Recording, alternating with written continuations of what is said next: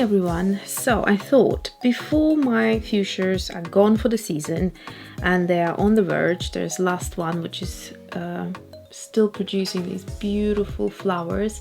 They're not as big as they were earlier in the summer, but I looked it up and it's called the Giant Deep Purple. So the color of the skirt starts quite a deep purple and then it goes into more kind of like a pinkier type of a color, and it's just so beautiful how the leaves and the petals, how everything sort of opens up and curls up. These are beautiful. I mean, when they're really at their biggest, they kind of fill up my palm, so they're still gorgeous to look at. And I thought today we'll try to study the color of it and match the watercolors and then, you know, draw it out and paint it. So the idea of this series is so that the botanical art is not becoming a cumbersome experience, but it's good for those that enjoy fast and quick art and, you know, sitting down and producing something within a short time, because the traditional botanical art, of course, is stunning and it's beautiful, but it takes hours and hours, and you're working in layers, you're working in a lot of detail, which this is the opposite. It's sort of supposed to be done quickly and less detailed. So this is what we're going to do today, but we still need to take some time and look at the flowers. I also have, so apart from the Stillman and Birn hardcover sketchbook, and this one is the Wirebound, apart from this sketchbook, I also will be using this other sketchbook right here, and this is just to swatch out and find the right sort of color mixes.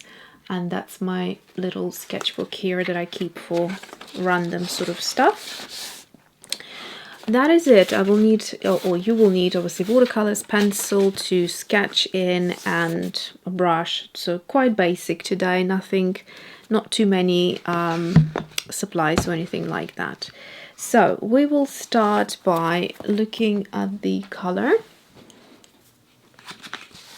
So the colors that we have here are white and then very pastel, very pale pink, but there are parts where the pink is quite concentrated and it almost looks like opera pink, and that I think would be reflected very well in the Schmincke Brilliant, what is it called? Brilliant Purple. So that would be this color right here. It's kind of like opera pink, but not as crazy luminous or neon. It's sort of a little bit more tamed down, and also it's supposed to be more light fast than the usual opera pink. For the purple, I think the best color that would sort of match it straight from the tube without too much mixing, I think would be the Cobalt Blue Violet by Daniel Smith, although it looks a bit more on a blue toned. So what we could do is we could add a little bit of this brilliant purple and make it a bit more warmer, but it separates into beautiful colors here, so I thought that would be a good thing to play with it. And also yeah, it kind of fits it well otherwise. So let's start by just swatching out a few colors and mixing them as well. Okay, so I will swatch out the Cobalt Blue Violet first.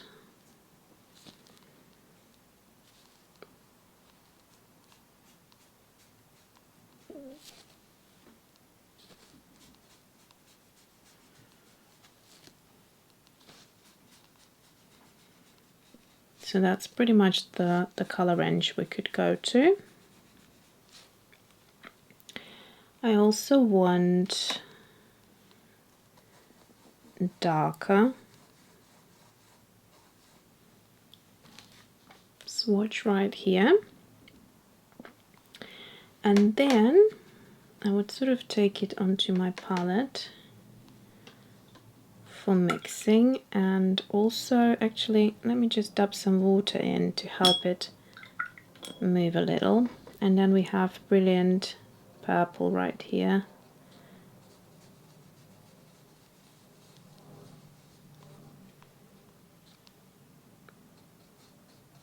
So this is at its darkest, and then I will do the same up here, kind of looking at the lighter colors. So to begin with, just really simple swatching,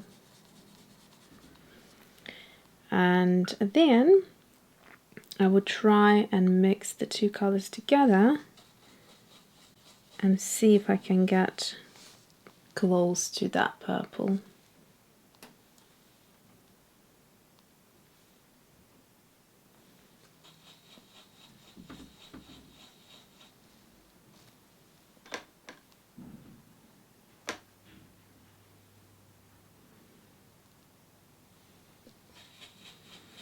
Okay, so here it is. That's pretty much the same color as this.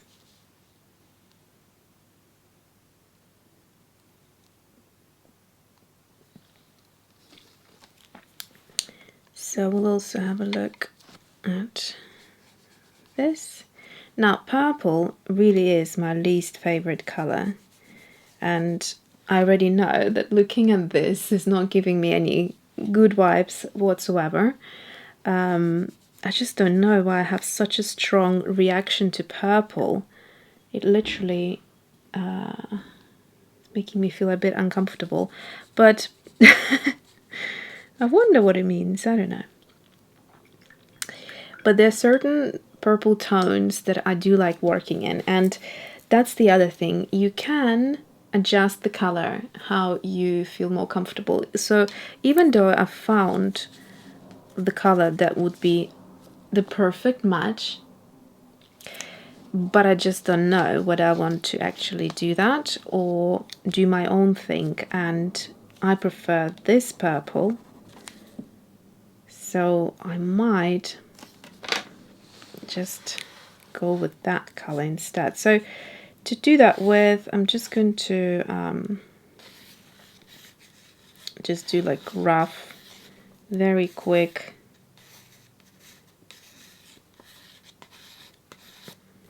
illustration.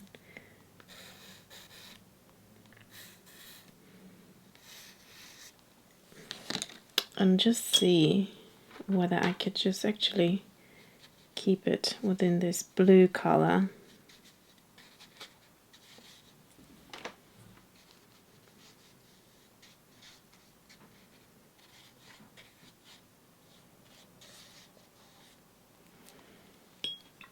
And then just dab in a bit of that purple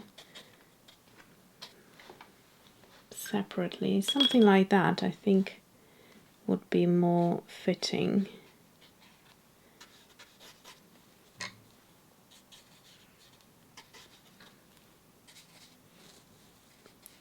So this is just a very quick and easy way of establishing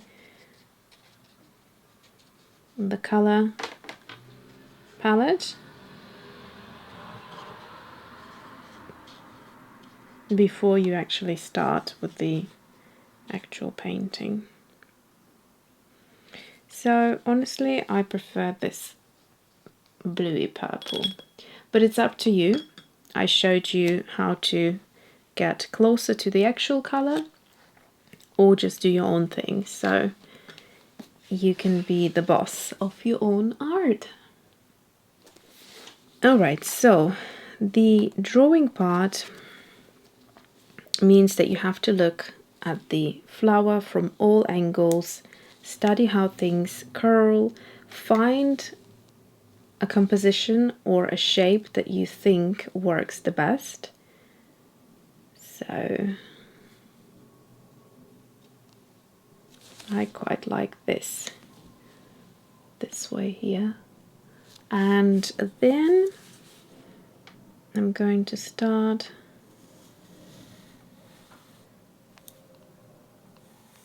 drawing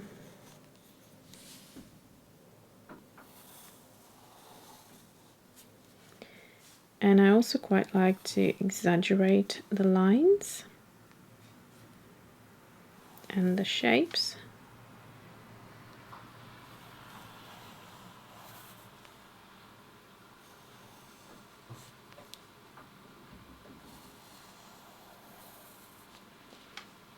So that would be the bottom. And now how to tackle all of this. You just don't worry about everything looking exact. Just try to mimic. Look at the petals and try to capture certain shapes that you see.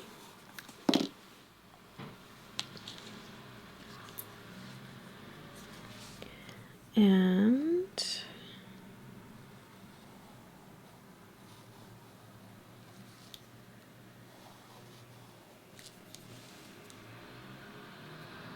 also look at your own kind of drawing. If you think something is missing out and you want to fill in, you can totally do it. Now, these beautiful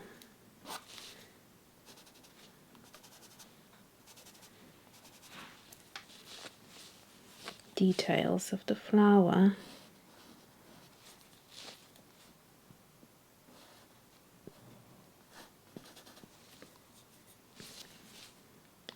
There is even one coming out this way.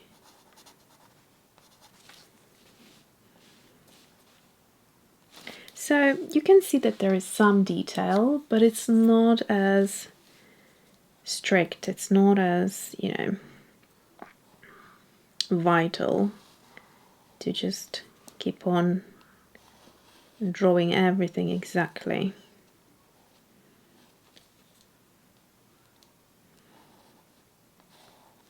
Okay, I think I'm happy with this. I might just add a little one here.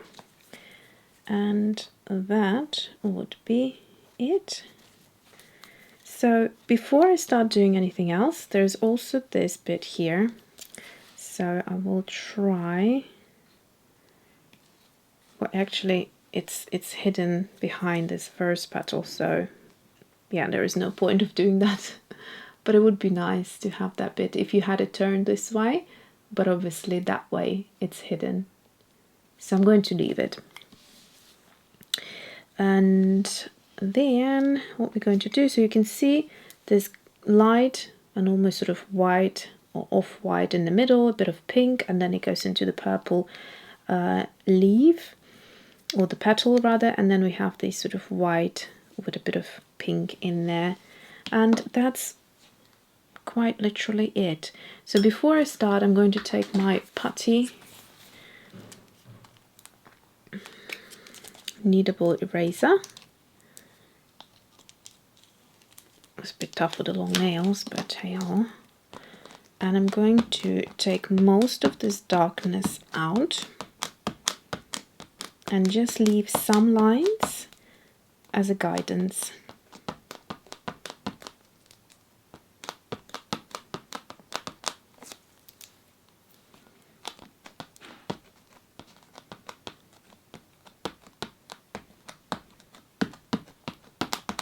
Okay, so about there. You probably can't see a thing, but this is what I can see.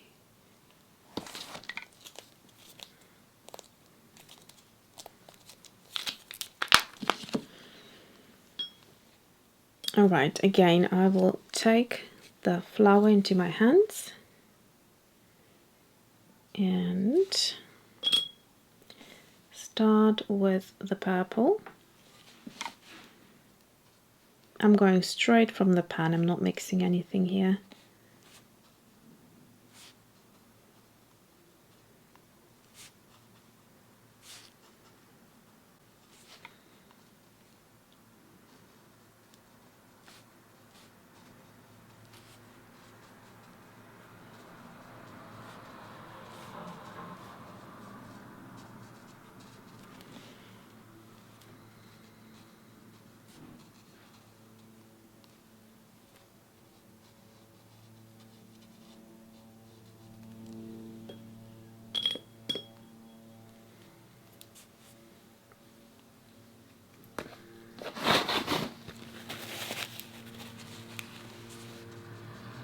And then I'm just pulling out the water, and that will help to separate the pigments inside this paint.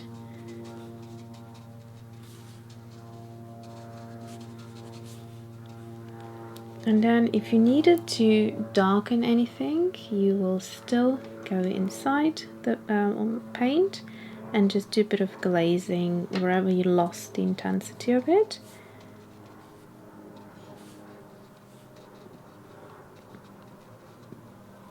Like so. For now I will leave it at that, and then here we're going to add just tiny bits of the paint, and I don't mind if it will move into the purple. Actually it looks pretty. And then again using a bit of water,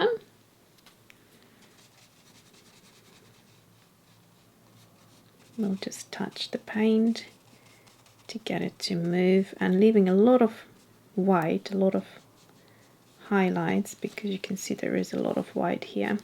So this is our first layer, which we now have to let dry and then come back and layer over it.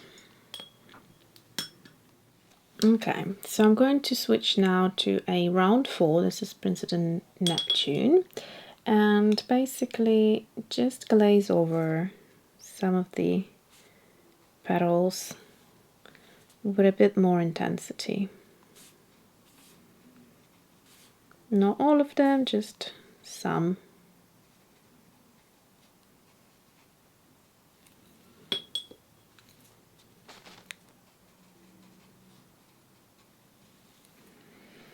Okay.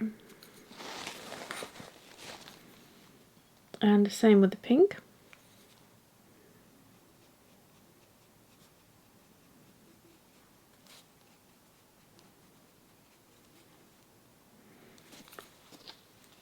And then sometimes you have to refer to this actual flower, because there's certain folds here on the leaf, so it'd be easier to see what they actually look like, so we could make sense. So here is lighter, and then here right there is a bit more darker, and that's what I'm doing.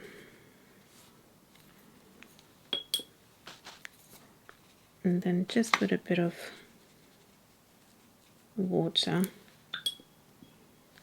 we'll take it out. Again, I will let this dry and then we'll come back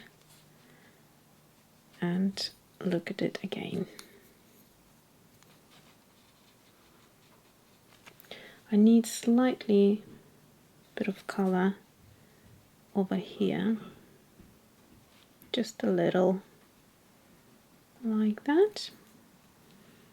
I think at one point the recording stopped because the memory card was full, so apologies for that, but literally all I did was just glazing over with the both of the colors on top and just mixing up the two and changing the tone slightly here.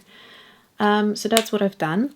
So another thing that I want to talk about today is actually the importance of color theory. So do make sure, if you're not familiar yet with these color wheels, that you do get one.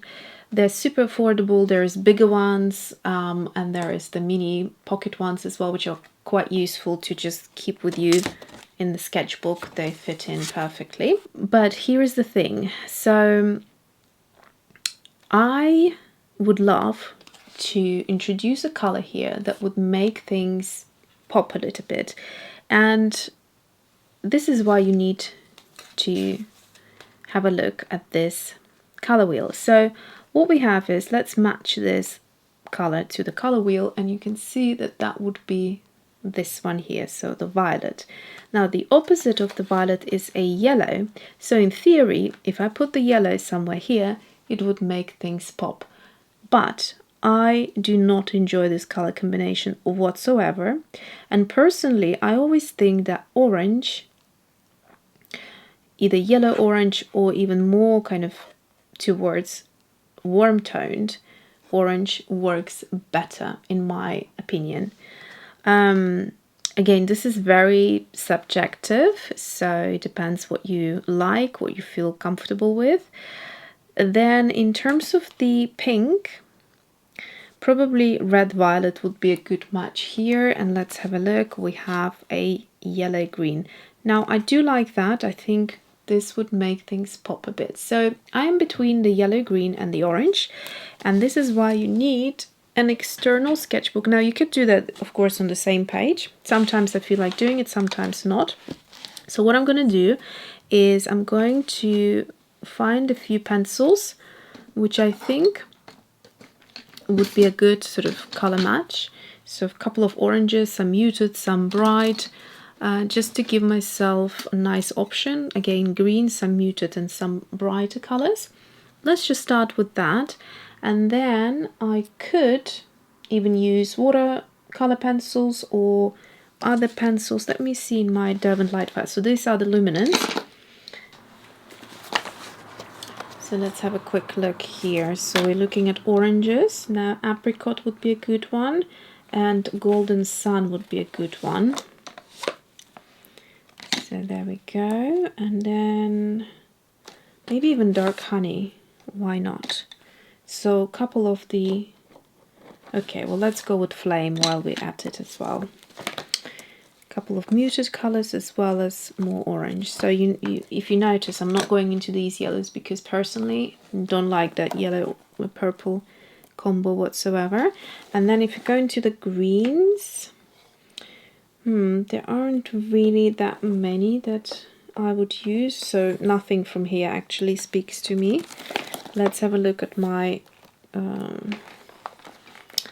my Polychromos. There is one pencil here that would do quite well, and that just reminded me I have another pencil or two here.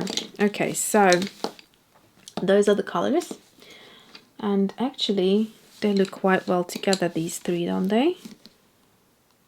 That's pretty cool. So let's take these colors and just swatch them near the purple and just see what sort of we like and what we don't like, what speaks to us and what doesn't. So let me just zoom you in a touch. So I hope you can see a bit better now. So here we have like a more muted type of an orange. I can't say that I'm seeing this. Now this is way too bright, so definitely a no. So I will put those to side.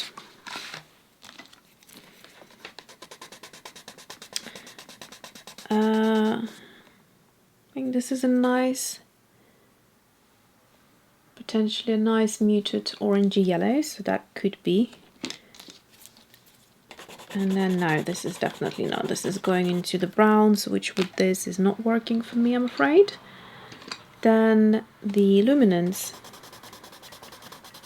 So that's actually quite nice. I like that. So that's a potential. Another orange. No, this is also going into a brown. So that's a no. And then the last yellow or orange I have here is this one.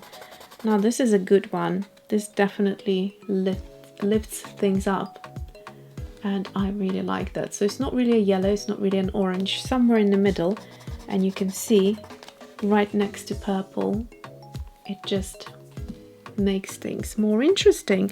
So that's definitely a yes.